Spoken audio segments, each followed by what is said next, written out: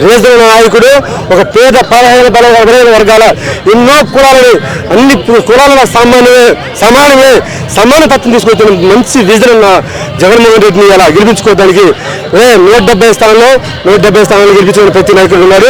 20 ఎమ్మెల్యేలు గెలుచుకోవడానికి ప్రతి నాయకుడు సిద్ధంగా ఉన్నాడు. రేపు పొద్దున నీకు ఉత్సవ పోసుకోవడం ఖాయం. చంద్రబాబు నాయుడు, పవన్ కళ్యాణ్ మీ డ్రైవర్లను ఉత్సవ పోసుకుంటారు రేపు పొద్దున. మీరు జగన్మోహన్ రెడ్డి గారిని ఓడించడానికి ఎంతమంది కావాలంటండి? మగోడుగానైతే 175 నియోజకవర్గాలకి 175 మందిని ఈ ఎమ్మెల్యేలను పెట్టమను. ఏ పార్టీ వాడైనా సరే 175 పెట్టమను. అట్ట కాకుండా ఏదో 10 మందిని కలుపుకొని నేను గెలుస్తాను, నేను మనగోడిని, నేను మోగోడిని అట్ట కుదిరింది సార్. అది కుదిరే పనే కాదు. ఖచ్చితంగా జగన్ గారు సీఎం అవుతాడు. ఇక్కడ అమీరెడ్డి గారు ఎమ్మెల్యే అవుతాడు. అసలు జరగని పని. బ్రహ్మాండంగా అమీరెడ్డి గారు గ్యారంటీగా గెలుస్తాడు. గ్యారంటీగా ఇక్కడ ఆయన ఎమ్మెల్యేగా గెలుస్తాడు. జగన్మోహన్ రెడ్డి గారు సీఎం అవుతాడు. బ్రహ్మాండంగా ఉంటుందండి, ఎలాంటి ఇబ్బంది లేదు.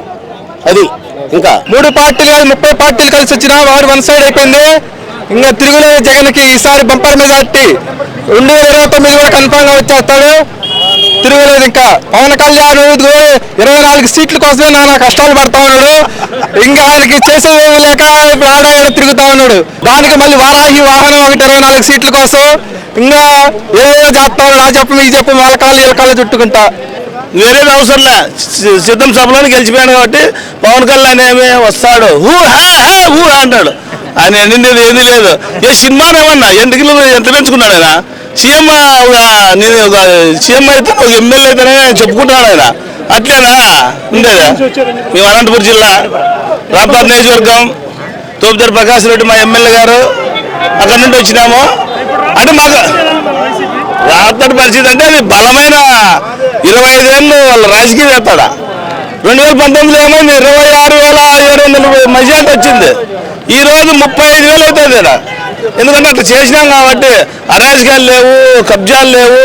ఈ రోజు రాప్తాడు నియోజకవర్గంలో తోటల్లో భూముల్లో పోయి బోర్లు ఆన్ చేసుకొని పండుకుంటున్నారు. గతంలో పండుకునే కాలాలు లేవు. ఆ మోటార్ 5 మంది బోర్లో మోటార్ పెట్టి తెచ్చుకునే వాళ్ళ కొడివెళ్ళు కొట్టెలు తీసుకొని. ఈ రోజు ఆ పరిస్థితి లేదు. ఖచ్చితంగా ఒకరే పోతారు, తోటలో పండించుకుంటారు రైతులు. వాళ్ళు 36 మంది రాని కాబోయే జగన్ సీఎం. వాళ్ళు 10 మంది రాని, 20 మంది రాని, 50 మంది రాని కాబోయే జగన్. పిచ్చి మాటలన్నీ జనం అందరూ తెలుసు పరిస్థితి ఏందనేది. పిచ్చి మాటలన్నీ అది పిచ్చి మాటలు వేస్ట్ కాదు. పవన్ కళ్యాణ్ గారిని టీడీపీగా చేశారు. నాడు అభివృద్ధి కదా, నాడు నేడు స్కూల్ డెవలప్మెంట్ చేయడం అభివృద్ధి కదా, మరి హాస్పిటల్ డెవలప్మెంట్ చేయడం అభివృద్ధి కదా. అది అభివృద్ధిలో భాగం కదా. అభివృద్ధి కాదని ఎవరన్నారు? వాళ్ళు అంటున్నారు. పవన్ కళ్యాణ్ అంటున్నారు. నేను పల్నాడు జిల్లా అచ్చంపేట మండలం నుంచి.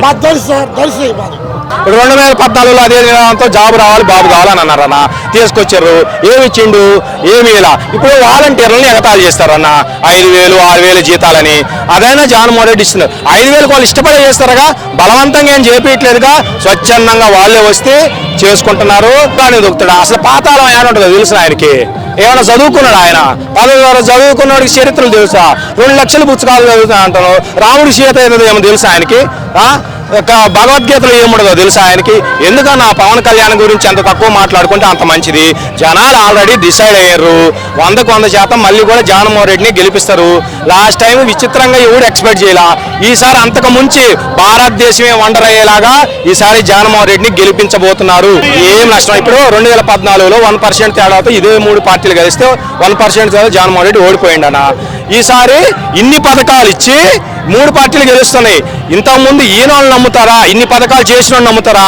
చేసినోడే నమ్ముతారు. ఈసారి 5-6%తో 55 to 56% ఓట్ షేర్తో జగన్మోహన్ రెడ్డి కలవబోతున్నాడు. బీజేపీ కాదు, ఏ పార్టీ నేను తెలుసుకోమను. ఈసారి కూడా మళ్ళీ జగన్మోహన్ రెడ్డి గెలుస్తారు. ఇది అక్షరం. నువ్వు జగన్మోహన్ రెడ్డి నువ్వు ఒక్క చెల్లివే. ఆంధ్ర రాష్ట్రంలో ఉన్న ఆడవాళ్ళందరూ జగన్మోహన్ రెడ్డి చెల్లెలే. మేమందరం జగన్మోహన్ రెడ్డికి అన్నదమ్ములవే. నువ్వు ఏదో తిరిగితోనో ఏదో మాయమాటలు చెప్తేనే నిన్ను అసలు చూడరు.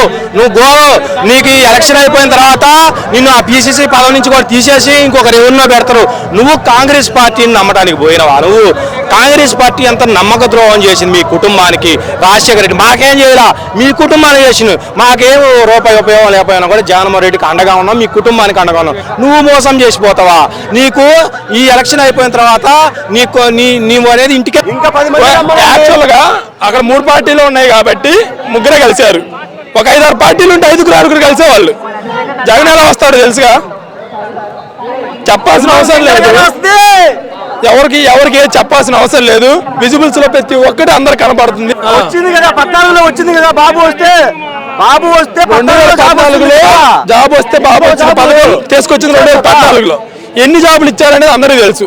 జగన్మోహన్ రెడ్డి 2019 ఎలక్షన్లు అయిపోగానే ప్రభుత్వ ఉద్యోగాలు ఇస్తా అని చెప్పి సచివాలయం పోస్టుల ద్వారా ప్రతి ఊరికి 15-20 పోస్టులు ఇచ్చాడు. అది వాస్తవమా కాదా? బాబు వస్తే జాబ్ వచ్చింది అన్నాడు. ఏదైనా వాడిచ్చిన జాబులు ఎక్కడ చూపించమని చెప్పండి. నేను చెప్తున్నాను సచివాలయం పోస్టులు ఇచ్చింది. మీలాగా ముందే డబ్బా మీడియాలు పెట్టుకుని డబ్బా సొల్లు కొట్టరు మా జగనన్న. ఏదైనా మొత్తం ప్రాపర్టీ అంతా కంప్లీట్ అయిన తర్వాత చెప్తాడు. మీలాగా మీ దొంగ మీడియా ద్వారా దొంగ కబుర్లు, దొంగ ఎడిటింగ్లు, దొంగ గ్రాఫిక్ చూపాడు. ఏదైనా వచ్చి కంప్లీట్ అయ్యి ఓపెనింగ్ అయిన తర్వాత చూపిస్తాడు మా జగనన్న. మీరు అభివృద్ధి హైదరాబాద్ చేశారు. హైదరాబాద్లో పోటీ చేసుకోండి. ఎందుకు వచ్చారు ఏపీకి? హైదరాబాద్ పోటీ చేస్తే ఒక్క సీటు కాదు, ఒక్క డిపాజిట్ కూడా, ఒక్క ఓటు కూడా లేదు. ఓరకు మాట చెప్పడం కాదు, మా జగనన్న ఏదైనా చేసి చూపిస్తాడు. వాడిని ఎవరు తక్కబడలేదండి. వాడే తొక్కుకొని పోతాడు. చంద్రబాబు నాయుడు మాటలుంటే వాడేంది, ఎవరైనా తొక్కుకొని అదపతాలకు వాళ్ళే పోతారు. వాళ్ళని ఎవరు తక్కబడలేదు. చంద్రబాబు నాయుడు ఎంతసేపు వాడు స్వార్థం చూసుకుంటాడు. వాడు ఓడిపోయే సీట్లే పవన్ కళ్యాణ్కి ఇచ్చాడు. 24 ముష్టి వేసాడు వాడికి. వాడు 24 సీట్లలో ఒక్క సీటు కూడా గెలవడు. వాడి వల్ల కాదు. వాడిని ఎవరు తక్కబడలేదు. వాడి కార్యకర్తలే వాడు దొక్కుతారు. మేము ఇదే సభాముఖంగా మా యువ నాయకులం మేము మీకు తెలియజేస్తున్నాం. అన్నా రాంబాబు గారు మా కార్యకర్తలకు న్యాయం చేస్తాడు, ఇబ్బంది లేదు. జగన్ అన్న తర్వాత అన్నా రాంబాబు గారికి స్టేట్లో 2వ మెజార్టీ స్థానం వచ్చింది. ఈసారి దాన్ని డబల్ చేసే ప్రయత్నాలు మేమందరం నిర్ణయం తీసుకున్నాము. 100 కిలోమీటర్ల నుంచి ఇక్కడికి వచ్చాము.